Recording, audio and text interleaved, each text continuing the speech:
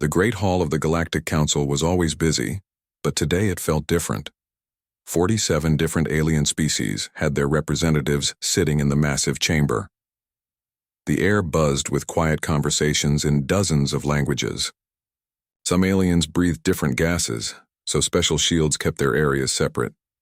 Others floated in water tanks or needed special gravity fields. Ambassador Kang Minho walked slowly toward the center speaking platform. His black shoes clicked against the smooth metal floor. He was a human from Earth, and he looked very small compared to most of the other beings in the room. His dark suit was simple and plain. His face showed no emotion as he climbed the steps. The council speaker was a being called Velnash. It looked like a giant crystal that changed colors when it spoke. Right now it was glowing a soft blue color, which meant it was calm.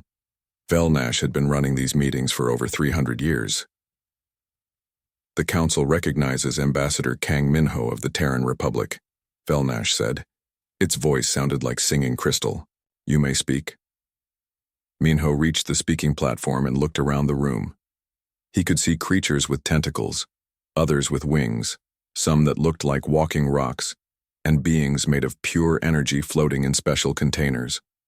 Many of them were much larger than humans.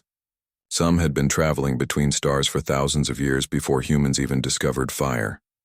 Honored members of the Galactic Council, Minho began. His voice was steady and clear.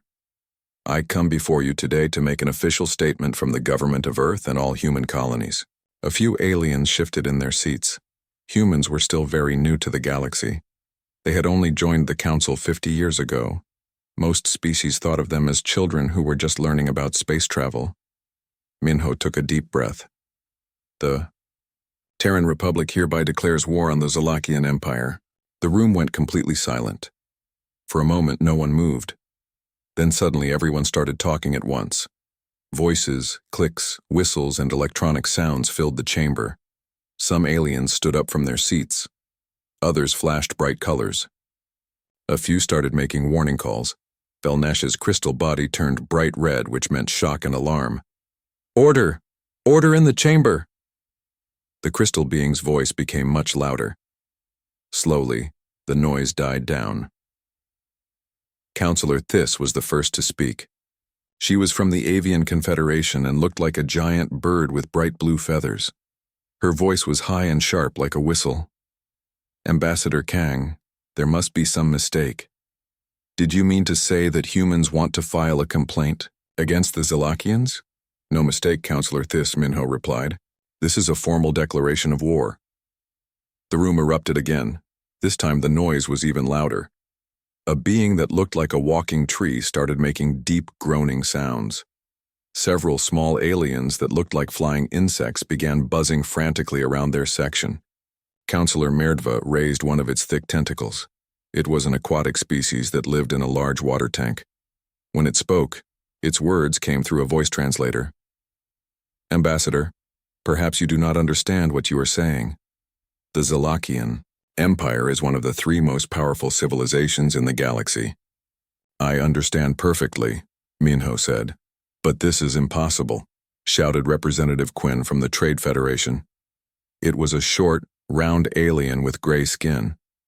Humans have been in space for less than 100 years. The Zalakians have been conquering star systems for over 2,000 years. Minho waited for the room to quiet down again. He knew this would be hard for them to understand.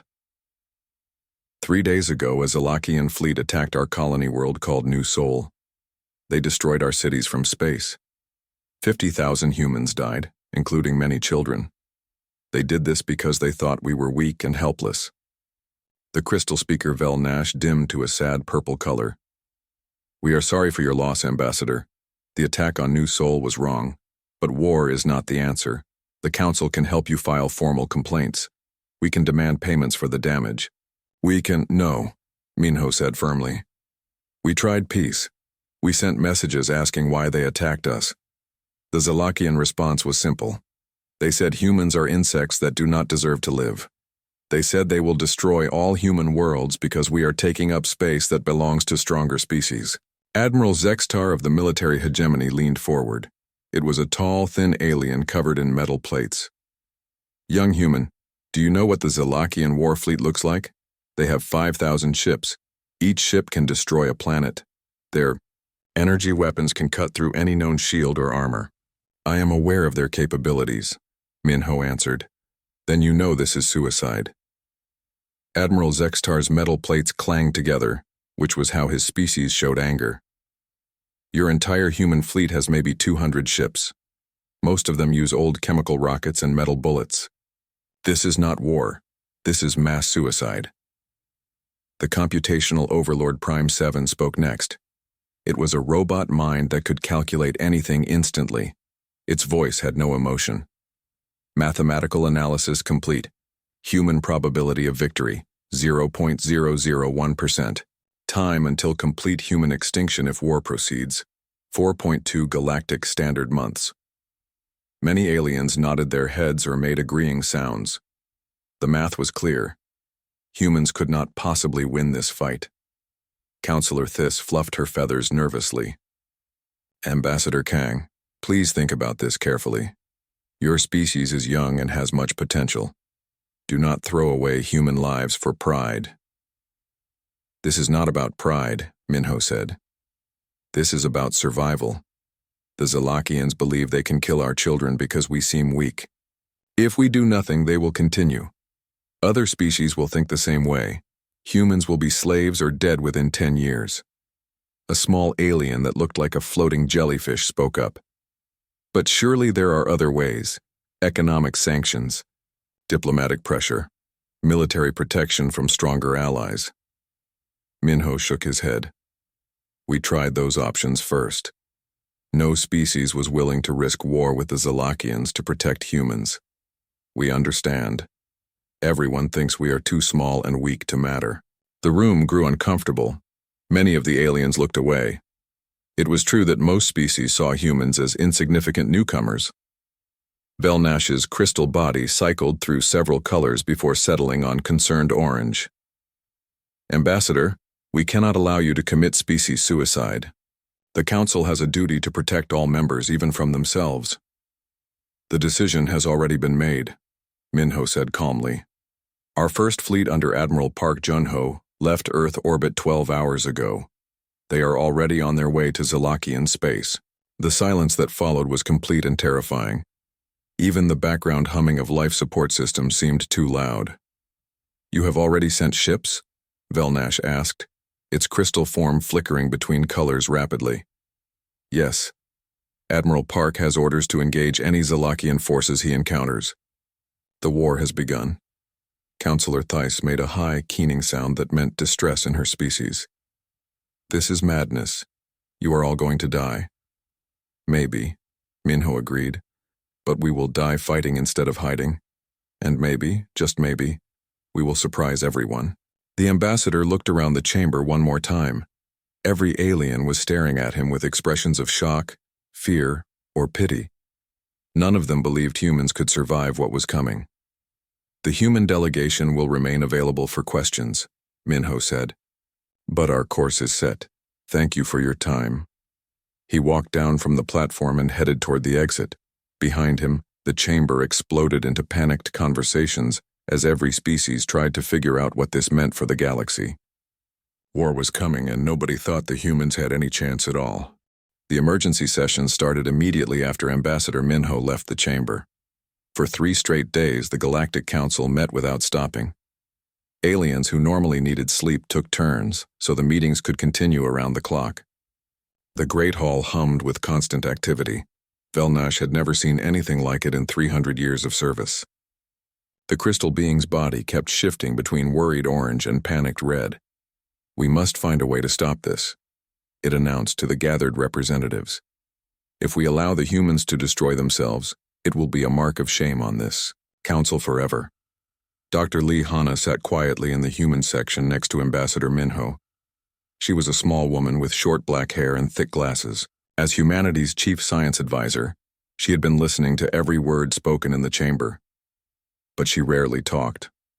Instead, she took notes on a simple tablet and watched the other species carefully. Admiral Zextar stood up first.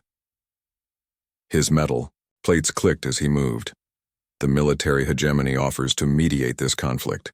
We can send a fleet to intercept the human ships before they reach Zalakian space. No shots need to be fired. We simply escort them home and arrange peace talks. The humans will not agree to that, Representative Quinn said. The short, gray alien was sweating, which made its skin look shiny. Did you see Ambassador Minho's face? They have made up their minds. Then we force them to see reason, Admiral Zextar replied. My fleet can disable human ships without destroying them. We save their lives whether they want us to or not. Dr. Lee Hana looked up from her tablet for the first time. Admiral, may I ask a question? The metal-plated alien turned toward her. Of course, Dr. Lee. How many ships does your fleet have in that region of space? 47 vessels, more than enough to handle 200 primitive human ships. Dr. Lee Hana made a note on her tablet. And what type of weapons do your ships carry? Admiral Zextar seemed confused by the question. Standard energy cannons and plasma torpedoes. Why does this matter? Just curious about technical specifications, Dr. Lee Hana said with a small smile. She went back to writing notes. Counselor. Meridva waved a tentacle to get attention. Perhaps we are thinking about this wrong. Instead of stopping the humans by force, we should convince the Zalakians to withdraw their fleets. If there are no Zalakian ships to fight, the war ends before it starts. Several aliens made agreeing sounds. This seemed like a better plan. I can contact Zalakian High Command, offered Counselor Thys. Her blue feathers were ruffled with stress. The Avian Confederation has trade agreements with them. They might listen to us. Do that immediately, Velnash ordered. Tell them the Council requests an emergency ceasefire. While Thys worked on her communication device, other aliens suggested different ideas. The Economic Council proposed offering the Zalakians rare materials in exchange for peace. The Science Federation wanted to send technical experts to study human psychology and find better ways to negotiate with them. Dr. Lee Hana listened to all of this while continuing to take notes. Sometimes she asked strange questions about ship designs, weapon ranges, or energy output levels. The other aliens found her questions odd but answered them anyway. Dr. Lee, Counselor Meridva asked during a break, why are you so interested in military technical details? Are you planning to help design human weapons? Not exactly, Dr. Lee Hana replied. I am trying to understand how different species approach warfare. It is fascinating how everyone has similar ideas about ship combat. Well, yes, said Admiral Zextar. Energy weapons versus energy shields, bigger ships with more powerful generators, heavier armor to absorb damage. These principles have worked for thousands of years. Very interesting, Dr. Lee Hana said, making more notes. After 6 hours, Counselor Thys returned with news from the Zalakians. Her feathers were now completely flat against her body, which meant she was terrified. The Zalakian High Command refuses to withdraw, she announced. They say humans are an infection that must be removed from the galaxy. They will not negotiate. They will not accept peace offers. They want to make an example of humanity so other weak species will know their place.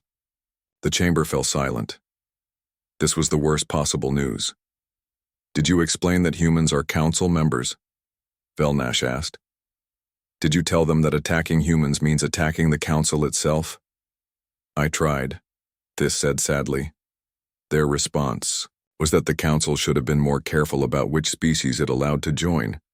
They said if the council objects to human extinction, they are welcome to try stopping it. More panicked conversations broke out. The Zalakians were essentially challenging the entire Galactic Council to a war, but everyone knew the Council's combined fleets were no match for Zalakian power. Representative Quinn stood on its chair to be seen over taller aliens. There must be something we can offer them, money, territory, technology.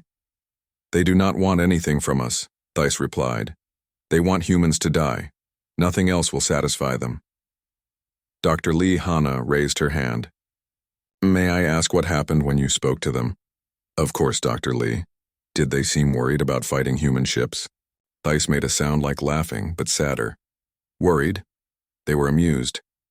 The Zalakian admiral I spoke to said human ships are so primitive that they might not even bother using shields. He called it pest control instead of war. Dr. Lee Hanna nodded and wrote something down. How many ships are the Zalakians sending to fight our fleet? A standard patrol group, 12 energy dreadnoughts under Admiral Vextor. They consider this enough to destroy your entire military. Only 12 ships? Dr. Lee Hanna seemed surprised. Dr. Lee, Admiral Zextar said seriously, one Zalakian dreadnought can destroy 50 human ships. 12 dreadnoughts are massive. Overkill. I see, Dr. Lee Hanna said, but she was smiling slightly. The computational overlord Prime 7 processed new data and spoke up. Updated analysis complete. Zalakian fleet composition. 12 Vortex-class energy dreadnoughts. Each vessel, length 4 kilometers. Energy output equivalent to small star. Shield strength rated at Class A maximum. Human fleet approaching. Estimated 24 frigates, 6 destroyers, 2 battlecruisers. Combined human energy output. Less than 1% of single Zalakian dreadnought. Probability of human victory. 0. There has to be something we can do, Velnash said desperately. We cannot just watch an entire species get exterminated. Actually, Dr. Lee Hanna said, closing her tablet, I think you are all worrying too much. Every alien in the chamber turned to stare at her. The small human woman seemed completely calm while everyone else was panicking. Dr. Lee, Counselor Merdva said gently, we understand this is difficult to accept, but the mathematics are clear. Your ships cannot win this fight. Mathematics can be tricky, Dr. Lee Hanna replied. Sometimes the most important factors are not the ones you think to measure. What do you mean? Admiral Zexitar demanded. Dr. Lee Hanna stood up and looked around the room. For the past 3 days, I have been listening to everyone talk about energy output, shield strength, and ship size. These are important things. But I noticed something interesting. She paused and smiled. Not one single person in this room has asked what weapons our ships are actually carrying. The chamber went quiet. Several aliens looked confused. We know your ships have kinetic cannons and chemical rockets, Admiral Zextar said. Primitive but harmless weapons. You assume you know, Dr. Lee Hanna corrected, but none of you asked for technical specifications. None of you requested to see our weapon designs. You just assumed that because we are new to space, our weapons must be weak. Are you saying human weapons are more advanced than they appear? Velnash asked hopefully. I am saying, Dr. Lee Hanna replied, that advanced and effective are not always the same thing. Sometimes the best weapon is not the most complicated one. Before anyone could ask what she meant, alarms started ringing throughout the chamber. Emergency lights flashed red. A computerized voice announced, Priority message incoming from Kalos system, battle alert, battle alert. Velnash's crystal body turned bright white with shock. The Kalos system is where our intelligence reports said the first human Zalakian encounter would happen. Everyone stared at the main communication screen as it activated. The face of a Zalakian communications officer appeared. The alien looked like a tall humanoid made of purple crystal. But instead of the usual calm confidence, this Zalakian seemed terrified. Mayday! Mayday! This is Zalakian fleet communications to any council ships in range. Admiral Vextor's patrol fleet has been... The transmission cut to static. Dr. Lee Hanna sat back down and reopened her tablet. I think, she said quietly, we are about to learn why humans have survived on the most dangerous planet in the galaxy for millions of years. The chamber was completely silent except for the soft humming of life support systems. Everyone was staring at the blank communication screen, trying to understand what they had just heard. The war had begun, and somehow the impossible was happening. Captain Kim Daeho stood on the bridge of the UTS Incheon, watching the tactical display with calm eyes. Around him, his crew worked quietly at their stations. The bridge was small and cramped compared to alien ships. Everything was made of metal and plastic instead of exotic materials. Simple screens showed basic information instead of fancy holographic displays. Contact on long-range sensors, reported sensor operator Lee Young-ho. 12 large ships bearing two 7 Mark IV. They match the profiles for Zalakian energy dreadnoughts. Confirmed, said Lieutenant Choi Suna from the tactical station. It's Admiral Vextor's patrol fleet, just like intelligence said it would be. Kim Dae-ho nodded. Signal the fleet. Battle formation Alpha 7. All ships prepare for combat. The human fleet moved into position. 24 frigates spread out in a wide line. 6 destroyers took positions behind them. The 2 battlecruisers Incheon and Busan stayed in the center, directing the smaller ships. On the other side of the Kalos system, Admiral Vextor watched his own displays with amusement. The Zalakian was tall and thin, made of purple crystal, that glowed with internal energy. His bridge was huge and filled with floating displays made of pure light. So these are the famous human ships, Vextor said to his officers. They look even more primitive than I expected. Sensor operator Kilseth checked her readings. Admiral, their energy signatures are very weak. Most of their power seems to come from simple fusion reactors. Their weapons appear to be kinetic, cannons and chemical rockets. Chemical rockets? Vextor laughed, a sound like breaking glass. They are firing explosives at us? This will not even be interesting. Should we raise shields, Admiral? Asked Weapons Officer Zalmar. No need. Let them waste their ammunition first. I want to record this for the war archives. The shortest battle in galactic history will make an excellent training video. The human fleet continued moving forward. They were in tight formation. All ships, close together. To experienced galactic military officers, this looked like a mistake.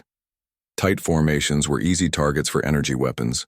Sir, Sensor Operator Kilseth said, the humans are approaching our optimal firing range. Should we engage? Not yet, Admiral Vextor replied. Let them get closer. I want to see what their primitive weapons can do before we vaporize them. The Incheon, Lieutenant Choi Suna, was running final calculations. Her fingers moved quickly over her control panel, checking numbers again and again. Captain, all ships report ready. Target solutions locked. We are at optimal range. Captain Kim Dae-ho looked at the tactical display. The Zalakian ships were arranged in a standard energy warfare formation.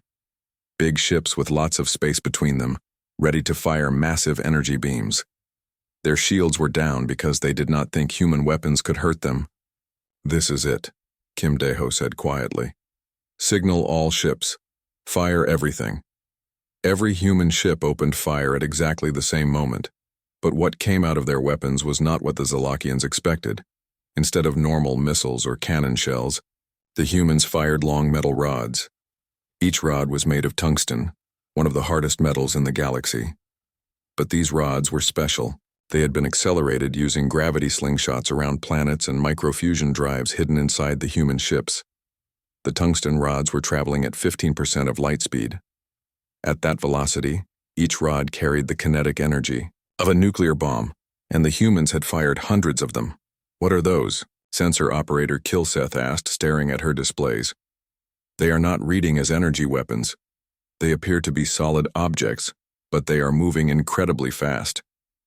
Impossible, Admiral Vextor said. Nothing solid can travel at those speeds without advanced gravitational manipulation.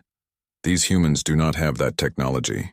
Admiral, Weapons Officer Zalmar said urgently, those projectiles will impact in 30 seconds. Should we raise shields now? Our shields will not stop solid objects anyway, Admiral Vextor replied.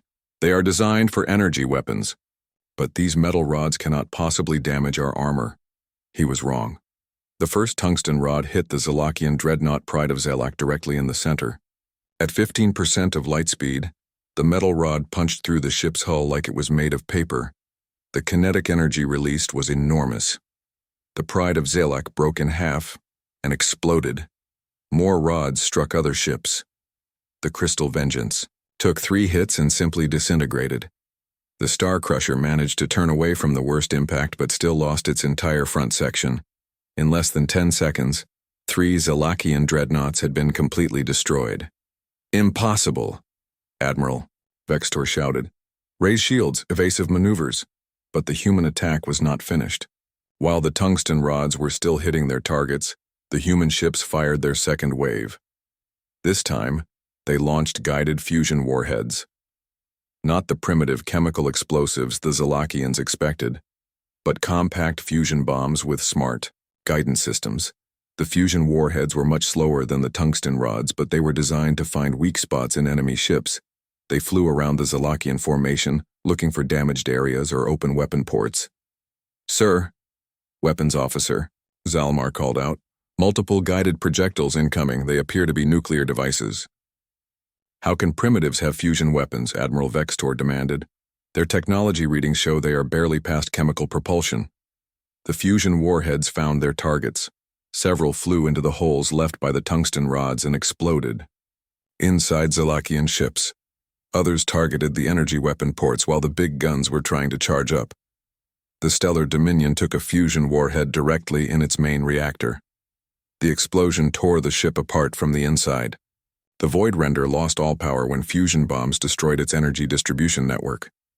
In the space of 2 minutes, Admiral Vextor had lost 6 ships out of 12. Half his fleet was gone, and the humans had not lost a single vessel. "Return. Fire," Admiral Vextor ordered. "All ships target the human formation with maximum power." The remaining Zalakian dreadnoughts opened fire with their massive energy cannons.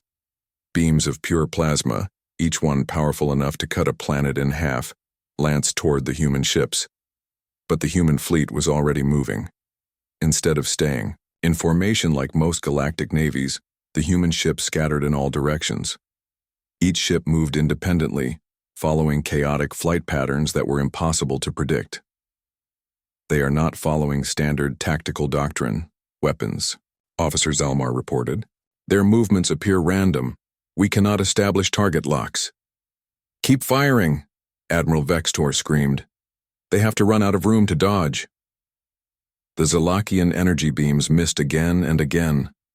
A few shots came close enough to damage human shields, but no ships were destroyed. Meanwhile, the human vessels continued firing their metal rods and fusion warheads. Captain Kim Daeho watched the battle from his command chair. "Lieutenant Choi, status report." 6 enemy ships destroyed, 3 heavily damaged," Lieutenant Choi Suna replied. "All human ships operational. Minor shield damage to frigates Seoul and Daegu, but nothing serious." "Excellent. Signal the fleet." "Execute maneuver Gamma 3. The human ship suddenly changed direction again. This time, instead of scattering, they formed into 3 tight groups. Each group attacked a different Zalakian ship simultaneously. The Zalakians tried to adapt, but their ships were too big and slow to change tactics quickly. Their massive energy weapons were designed to fight other large ships in straight line battles. They could not handle small, fast targets that attacked from multiple directions. More tungsten rods found their targets. The Eternal Glory took 5 hits in rapid succession and broke apart. The Crystal Storm managed to destroy several human projectiles with point defense weapons, but could not stop them all. Fusion warheads punched through its damaged armor and detonated inside the ship's ammunition storage. The explosion was visible from 3 star systems away. "Admiral," Sensor Operator Kilseth said quietly, "we have lost 9 ships. Only 3 vessels remain operational." Admiral Vextor stared at his displays in complete shock. This was impossible. The humans were supposed to be primitive. Their weapons were supposed to be harmless. How were they winning? "Sir," Communications Officer Tilvin reported, "we are receiving a transmission from the human fleet commander." "Put it on screen," Admiral Vextor ordered. Captain Kim Daeho's face appeared on the Zalakian bridge display. He looked calm and professional, like he was discussing the weather instead of a space battle. "Admiral Vextor," Kim Daeho said politely, "this is Captain Kim of the Terran Republic Navy. You have 3 ships left. We have 26. I suggest you surrender now." "Surrender?" Admiral Vextor's crystal body flashed angry red. "You are primitives. You use metal sticks and chemical explosives. How are you defeating us?" Captain Kim Daeho smiled slightly. "Admiral, you made the same mistake everyone makes about humans. You assumed that primitive means weak. But sometimes, simple weapons are more effective than complicated ones." "This cannot be happening," Admiral Vextor whispered. Your ships are designed to fight other energy weapon vessels, Captain Kim continued. Big, slow targets that fire predictable energy beams. But humans learn to fight differently. We learn to be fast, unpredictable, and to use weapons that cannot be easily defended against. Another wave of tungsten rods struck the remaining. The emergency session of the Galactic Council had been going for 6 straight hours. News of the Kalos battle had reached every corner of the galaxy through automated Zalakian communication beacons. The impossible had happened, and no one could understand how. Velnash's crystal body had been cycling through colors so rapidly that several aliens were getting dizzy just looking at it. The council speaker was experiencing something that had never happened before in its 300-year career, complete confusion. The battle recordings must be fake, insisted Admiral Zextar for the 20th time. His metal plates were clanging together constantly, showing extreme agitation. No primitive species could defeat Zalakian dreadnoughts. The recordings have been altered somehow. We have verified the data 17 times, replied Computational Overlord Prime 7. Its mechanical voice showed no emotion, but there were small sparks coming from its processors. All recordings are authentic. Analysis confirms. 12. Zalakian energy dreadnoughts destroyed. 0 human casualties. Battle duration 17 minutes 32 seconds. Counselor Thys had pulled out so many of her own feathers that her delegation area was covered in blue plumes. This makes no sense. Energy dreadnoughts have shields that can stop planet-killing weapons. How did human metal sticks pierce them? They were not metal sticks, Dr. Lihana said quietly from the human section. She had been silent during most of the panicked discussions, but now she stood up and walked toward the center speaking platform. Dr. Lee, Velnash said, its colors finally settling on confused yellow. Perhaps you can explain what happened at Kalos. The council requires understanding. Dr. Lee Hana reached the platform and activated the holographic display system. I will be happy to explain. But first I need to show you something about galactic warfare. The display lit up with images of typical space battles from the past 1,000 years. Large ships firing energy beams at each other. Massive explosions, as shields failed and hulls melted under plasma fire. For millennia, galactic warfare has followed the same patterns, Dr. Lihana began. Energy weapons against energy shields. Bigger reactors producing more powerful beams. Heavier armor to absorb the damage.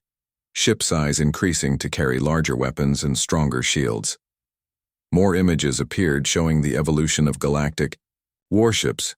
They had grown from small fighters to massive dreadnoughts over the centuries. This approach makes perfect sense, Dr. Lihana continued. Energy weapons are clean, precise, and can be scaled up almost infinitely. Energy shields can be adapted to stop different types of energy attacks. For peaceful species that developed space travel gradually, this is the logical way to build military vessels. Several aliens nodded. This was exactly how their own militaries had evolved. But humans did not develop space travel peacefully, Dr. Lihana said. The display changed to show images of Earth. We come from what galactic scientists classify as a death world. For millions of years, everything on our planet tried to kill us. Predators, diseases, natural disasters, climate changes, even other humans. The images showed Earth's history. Massive volcanoes, ice ages, asteroid impacts, and endless wars between human tribes and nations. Humans learned to survive by adapting quickly and using whatever resources were available. We could not afford to wait for the best possible weapons. We had to use what worked right now, against enemies who were often bigger and stronger than us. Dr. Lihana touched the control panel and the display showed human military history. Stone axes, bronze swords, iron spears, gunpowder weapons, chemical explosives, nuclear bombs. We learned that the most effective weapon is not always the most advanced weapon. Sometimes the best choice is something your enemy does not expect and cannot defend against. Counselor Merdva raised a tentacle. Dr. Lee, this is fascinating history, but how does it explain the Kalos battle? Because humans brought Earth warfare concepts to space, Dr. Lihana replied. The display changed, to show technical diagrams of human ships. While other species built bigger energy weapons, we focused on kinetic weapons. While others increased shield strength, we developed ways to bypass shields entirely. But kinetic weapons are primitive, Admiral Zextar protested. Metal projectiles cannot damage modern armor. You are thinking of normal kinetic weapons, Dr. Lihana said with a smile. The tungsten rods we fired at Kalos were not normal. Each rod was accelerated to 15% of light speed, using gravitational slingshots and microfusion drives. The chamber went silent. Several aliens began calculating the energy levels involved. At that velocity, Dr. Lihana continued, a simple metal rod carries the kinetic energy of a nuclear explosion. But unlike energy weapons, there is no shield in the galaxy designed to stop solid matter moving at relativistic speeds. Impossible, Admiral Zextar said weakly. Your ships do not have the power output necessary for those accelerations. Our ships do not accelerate the projectiles, Dr. Lihana explained. We use the gravity of planets and stars to build up speed over time. The microfusion drives are only for final adjustments. It is like using a slingshot instead of throwing by hand. The display showed the process. Human ships would fire tungsten rods on carefully calculated trajectories that swung around multiple celestial bodies, gaining speed with each gravity assist until they reached incredible velocities. This is brilliant, whispered the computational Overlord Prime 7. Low energy input, maximum kinetic output. Why did no other species develop this approach? Because most species developed space travel peacefully, Dr. Lihana replied. They had time to build the infrastructure for energy weapons. They never needed to find cheaper, simpler alternatives. But the guided fusion warheads, Counselor Theiss said, how do you have nuclear weapons? Your technology readings show you barely have fusion power. Dr. Lihana's smile grew wider. We let you think our technology was primitive. Every species that joined the Council was required to submit technical specifications for their military equipment. But the rules only required us to report our primary systems. She touched the controls again. New images appeared showing the real capabilities of human ships. Our primary power systems are indeed fusion reactors, but we also carry hundreds of small fusion devices designed as weapons, not power sources. Our primary weapons are kinetic cannons, but we also carry guided nuclear missiles. Our ships use chemical thrusters for normal operations, but they also have gravity manipulation systems for special maneuvers. The aliens stared at the technical specifications in growing horror. The human ships were far more capable than anyone had realized. You lied to us, Admiral Zextar accused. You deliberately provided false information about your military capabilities. We provided accurate information about our primary systems, Dr. Lihana corrected. We simply did not mention our secondary and tertiary systems. The Council rules did not require complete disclosure of all military technology. Velnash's crystal body turned bright orange with concern. Dr. Lee, this suggests humans have been planning for war since joining the Council. Not planning for war, Dr. Lihana said seriously. Planning for survival. Humans learned long ago that peaceful intentions do not guarantee safety. We hoped we would never need our hidden capabilities, but we prepared for the possibility. How many other species know about this deception? Asked Representative Quinn nervously. None, Dr. Lihana replied. Only the Human Military Command and a few scientists were aware of the full specifications. We wanted to integrate peacefully with galactic civilization, but we also wanted to retain the option of defending ourselves if necessary. The chamber erupted in worried conversations. If humans had hidden their true capabilities so successfully, what other secrets did they have? Dr. Lee, Velnash said, calling for order.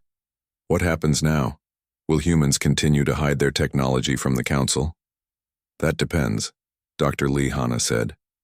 The Zelakian attack forced us to reveal our capabilities earlier than we planned. But perhaps this is for the best. Now everyone knows that humans are not helpless newcomers. Are you threatening us? Admiral Zextar demanded. Not at all, Dr. Lihana replied calmly.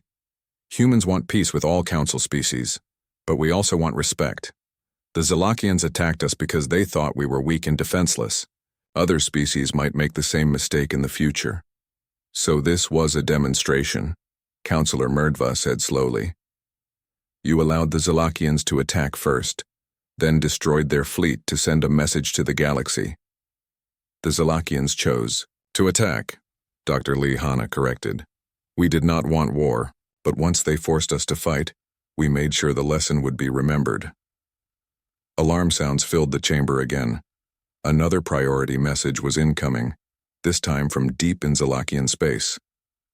The communication screen activated, showing a different Zalakian officer. This one looked even more terrified than the first. Emergency transmission to Galactic Council, the Zalakian said, its crystal body flickering with panic. Human fleet approaching Zalakian homeworld. Admiral Vextor's entire patrol group destroyed. We need immediate assistance. The humans are... The transmission cut out. Dr. Lee Hanna checked her tablet and looked up at the stunned council members. Admiral Park's second fleet reached the Zalakian system 3 hours ago. She announced. Admiral Park Junho stood in the command center of the UTS Seoul, humanity's largest battleship, watching the tactical displays that showed the Zalakian homeworld below. The planet Zalakia was beautiful from space, with purple crystal cities that glowed with their own light. For 2,000 years, this world had been the center of one of the galaxy's most powerful empires. Now it was surrounded by human ships. Status report, Admiral Park said calmly to his staff. Lieutenant Colonel Yu Minjae looked up from her cyber warfare station. Sir, we have successfully infiltrated 87% of Zalakian communication networks. Their military coordination systems are completely offline. Financial networks are frozen. Transportation control is down across 12 star systems. Excellent work, Colonel. Captain Han, what about reconnaissance?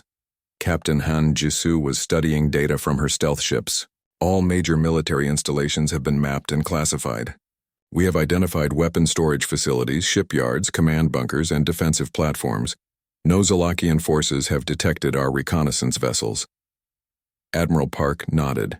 The siege was proceeding exactly as planned. But this was not the kind of siege most galactic militaries would recognize. On the planet below, Zalakian Supreme Commander Azex Vel was discovering that his empire was falling apart without a single shot being fired at his homeworld. Report, Azex Vel demanded, as he entered the emergency command center. The crystal being was flashing angry red colors, but there was also fear mixed in. Sir, Communications Officer Veldin said nervously, we have lost contact with 17 star systems. All long-range communications are down. We cannot reach our fleets in the outer territories. How is this possible? Azex Vel asked. Our communication networks are quantum encrypted and hardened against electronic warfare. The humans appear to be using techniques we have never encountered, reported technical analyst Chinvar. They are not breaking our encryption. Instead, they are attacking the physical infrastructure. Communication relays are shutting down one by one. Transportation control computers are crashing. Even basic financial transaction systems are failing. AZX Vel stared at the displays showing the collapse of his empire's information networks. Are they using some kind of advanced computer virus? We do not know, Chinvar admitted. Our security systems cannot even detect how they are doing this. It is as if the computers are simply deciding to stop working. What the Zalakians did not understand was that humans had learned cyber warfare on a planet where different nations and corporations had been attacking each other's computer systems for centuries. Earth's internet had been a constant battleground of hackers, viruses, and defensive programs. Lieutenant Colonel Yu Minjae's team was not using advanced alien technology. They were using simple, effective techniques that Earth's military had perfected through decades of cyber conflict. While alien species had built secure, isolated systems, humans had learned to find weaknesses in any network. Sir, Weapons Coordinator Zeltom reported, the human fleet is requesting communication with Supreme Command. Put them through, Azex Vel ordered. Let us see what these primitives want. Admiral Park Junho's face appeared on the main display. He looked calm and professional, like he was conducting routine business instead of besieging the most powerful world in Zalakian space. Supreme Commander HFY, Admiral Park said politely. I am Admiral Park of the Terran Republic Navy. We need to discuss the terms of Zalakian surrender. Surrender?